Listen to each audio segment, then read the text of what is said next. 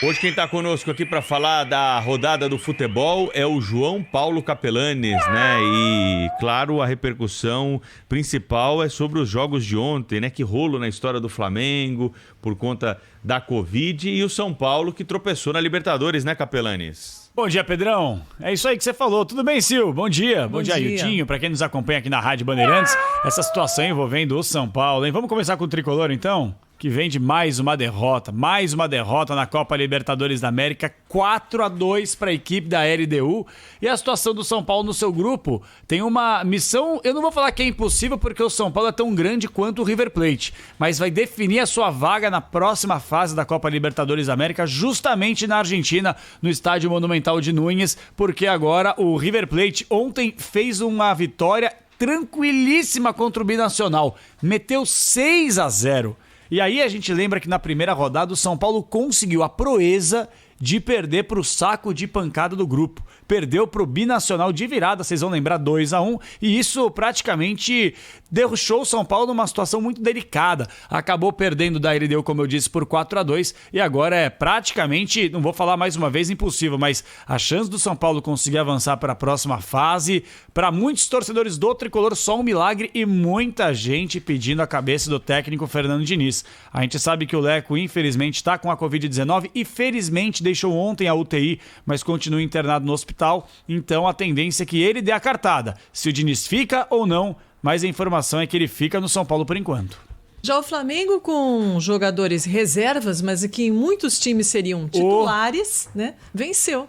Venceu 2-1, sem Gabigol, com muitos problemas, 7 jogadores afastados por causa da Covid-19. Ainda teve problema que o Flamengo não conseguiu treinar por causa das chamas, a erupção do vulcão perto de Guayaquil. Então, assim, é uma situação muito delicada que o Flamengo passou, mas conquistou a vitória. 2 gols do Flamengo, 2-1, gols marcados pelo Pedro e pelo Arrascaeta. O Flamengo que tá tranquilo na fase de grupos agora, são 4 jogos, 3 vitórias e uma derrota. E aquela derrota todo mundo vai lembrar. Foi para o time comandado pelo técnico Miguel Ángel Ramírez, do Independente Del Valle.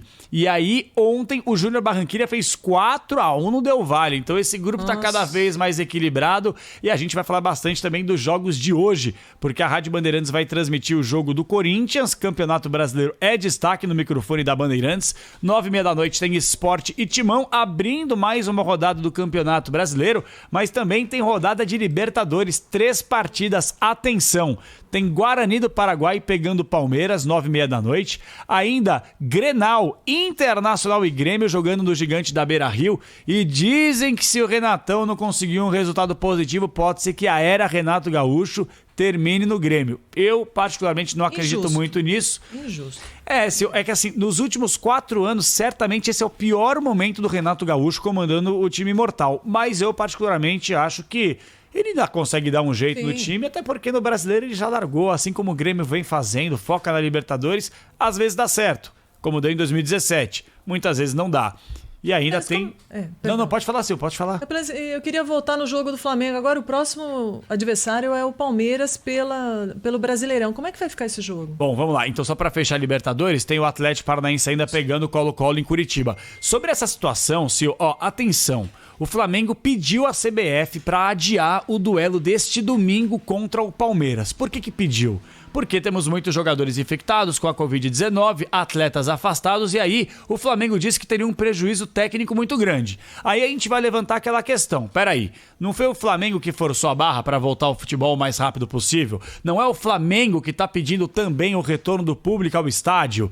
Não é o Flamengo que não teve um mínimo de compaixão com os torcedores adversários e com os seus adversários quando o Goiás passou por problemas naquele jogo contra o São Paulo? Teve problemas no jogo contra o Palmeiras, que ainda arrancou um empate no Allianz Parque.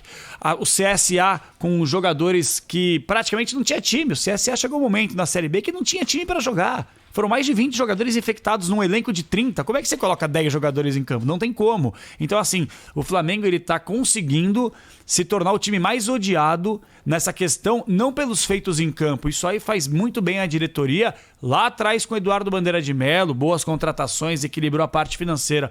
Mas essa soberba, só pensando no próprio umbigo, que traz essa antipatia, se tornando um clube, desgostoso. Então o Palmeiras deu um comunicado oficial ontem à noite que não não vai abrir mão do jogo, vai jogar no final de semana contra a equipe do Flamengo no Allianz Parque. Eu tenho até medo, né? Porque vai que tem algum jogador infectado ainda, não sabe? Vai fazer o teste de novo até lá, ok, mas eu também tenho receio.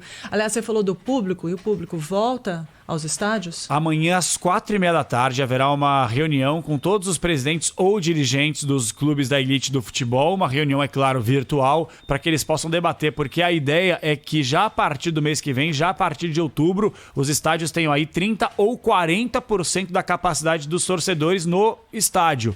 Assim, Sil, vamos ser sinceros. Cedo. É muito cedo. Eu até estava conversando com o JP Vergueiro agora no Primeiro Jornal. Sou completamente contra. Não sou médico, não sou infectologista, mas o mínimo de bom senso. E a gente pode utilizar até mesmo o exemplo dos últimos finais de semana, em feriado, praias lotadas, e o número aumentou da Covid-19. E eu conversei com alguns dirigentes de anteontem para ontem, de ontem para hoje, através de mensagem de WhatsApp, telefone.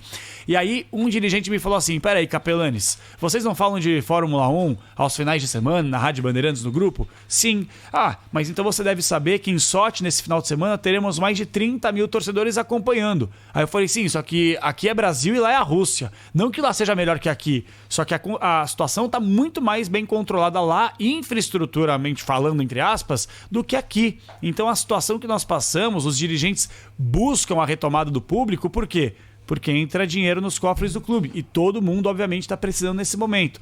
Então, é uma situação que a gente vai acompanhar, repito, amanhã, 4h30, uma reunião na Confederação Brasileira de Futebol sobre esse tema. O perigo não só dentro do estádio, mas no deslocamento também. Perfeito, né? Na aglomeração, Sil, que vai acontecer antes ou depois do jogo. Matou, Sil. Esse é o ponto. Como é que o torcedor vai até lá? Aglomeração em transporte público, busão, metrô, como é que faz? Entendeu? Então, é uma situação muito delicada. Eu tô com você alinhado na mesma página. Acho muito cedo. Não sei não, vou discordar dos dois aqui. Acho que com um protocolo, com redução, né, do número de torcedores, como a Itália fez e a gente acompanhou no Show do Esporte no domingo, né, a partida do Campeonato Italiano, alguns torcedores foram lá. Você pode organizar hoje isso pela internet, a venda de ingressos, para não ter aglomeração na hora da fila. No Brasil, você quer acreditar isso no Brasil, pessoal? Quem vai ao estádio hoje compra ingresso de como? Trem. Não, mas eu tô falando do deslocamento, não é mas as pessoas estão indo trabalhar, no sábado tem muito menos gente no transporte público do que no domingo. O problema é que as pessoas fazem o esquenta, pré-jogo, tem tudo isso, as pessoas não se cuidam. Nós vamos ter que nos adaptar ao retorno das coisas. A gente não pode ficar trancado pro resto da vida. Eu concordo com você em relação a isso. E certamente, por exemplo, a volta às escolas está sendo debatida com uma quantidade menor de alunos. A volta ao shopping center acontece com uma quantidade menor de clientes. Então, a ida ao restaurante é um número de mesas reduzidas. O futebol vai passar por isso. Nós não vamos voltar com estádios lotados de uma vez só, né? E os números hoje aqui em São Paulo, pelo menos, no Brasil, de uma maneira geral, eles estão mais confortáveis do que no auge da pandemia. Então, é o momento de se discutir isso sim, na minha avaliação. Discutir, acho que sim, mas acho que é muito cedo, já começando em outubro, e pouco planejamento, Pedro, porque a gente já está na reta final do mês. Que planejamento é esse que, faltando uma semana para terminar o mês, você já quer colocar público no estádio sem ter o mínimo de entendimento de como fazer? O Brasil é muito grande, os jogos são realizados não só em São Paulo, os times se deslocam. Olha, você vê em Santos, nós vamos falar sobre isso daqui a pouquinho, o número de mortos mais que dobrou em 7 dias, o número de casos estourou 15 dias depois do feriado da Independência. O que eu acho que a gente não pode ficar travado, sabe? A gente trava, concordo. A gente trava as coisas e não pode mexer no assunto. Não, porque nós estamos na Covid, nós vamos mexer no assunto. Então, assim, se abrir para Santos, vamos supor que tivesse aberto para jogos em Santos. Aumentou a pandemia, fecha de novo, né? É assim. Aumentou a pandemia, morre mais gente e fecha. Então, assim, espera quebrar para depois consertar. Não. É, assim, é uma preocupação. O jogo do Tottenham ontem... Foi suspenso. Então, novamente, porque o Reino Unido estourou de novo. Mas o Reino Unido estourou de casos, mas pode ser que um outro local não estoure de casos e você tenha essa possibilidade de gerar receita, de gerar vamos supor, no Nordeste estoura de casos, em Porto Alegre não, por exemplo. Então é justo que Porto Alegre tenha público e aí você traz um benefício técnico para aquele clube. Eu concordo que essa discussão é válida. É difícil. Essa discussão é válida, mas você não pode fechar a porta para essa discussão e ignorar que o Brasil é um país continental. O Brasil é do tamanho da Europa. Europa. Se você for discutir que Porto Alegre e Recife estão na mesma distância de Portugal e um outro Europa, país... Pedro. Brasil não é Europa.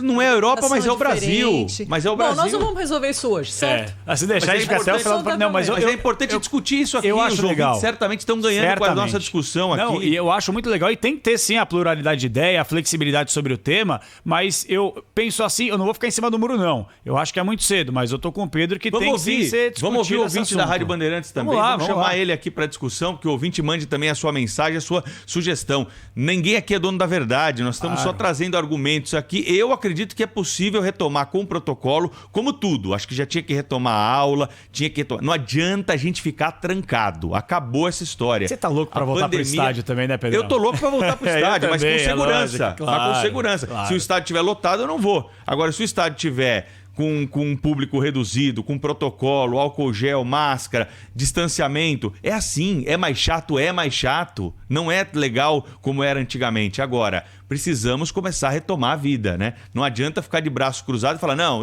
só vamos retomar quando acabar a pandemia. Ninguém sabe quando vai ser isso. Só um último argumento aqui, até porque se deixar a gente fica até o final do programa, porque sei se tem muita coisa para falar ainda, muitos assuntos importantes para o ouvinte, mas eu conversei com um dirigente de Belo Horizonte ontem e ele falou o seguinte, Capelanes, nós estamos passando por sérios problemas com os jogadores. Veja o Flamengo e os caras estão seguindo na risca o protocolo de segurança. Se com um jogador está acontecendo esse problema, imagina com um torcedor que vai frequentar o estádio. João Paulo Capelanes contribuindo com o nosso debate aqui sobre volta de torcidas. O debate tirou mais tempo do que a gente podia e devia, mas é importante sempre discutir nesse microfone democrático aqui da Rádio Bandeirantes vários pontos de vista. Valeu, Capelanes. Obrigado, gente. Ótimo dia a todos. Tchau.